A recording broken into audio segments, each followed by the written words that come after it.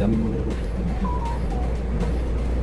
जामीन एक मिनिट साहेब, तुम्ही त्याची काळजी करू नका. जर जामीन झाली तर आम्ही जामीन रद्दला पण जाऊ. सेक्शन वाढल्याच्या नंतर आरोपीला घेता येईल परत, असं काही नाहीये. पण आत्ताच महाडमध्ये असा मेसेज जातोय जो पोलिसांच्या विश्वासार्हतेवर येतो की काही केलं तरी इथे काय होणार नाही, असा जो काही मेसेज आहे ना तो जाता का म्हणे. तुम्ही त्याची काळजीच करू नका. त्याची बेल रद्द करायची पण ताकद आम्ही ठेवतो. ते इतपुरते आहेत. आम्ही मुंबईमध्ये आहोत. हा इथे जर काय झालं नाही तर आम्ही मुंबईमध्ये हायकोर्टात करून घेऊ, पण ते करून घेणार. आम्ही काय थांबणार नाही आहोत. आज मी आलोय, पुढच्या आठवड्यात राजसाहेब येत आहे. काय उत्तर देणार आधीच ठरवून देवा आणि आम्ही परवडू. म्हणजे आम्ही पोलिसांचा प्रचंड रिस्पेक्ट करतो, पण त्यांच्या प्रश्नांची उत्तरं द्यायला तुमच्याकडे नसतील.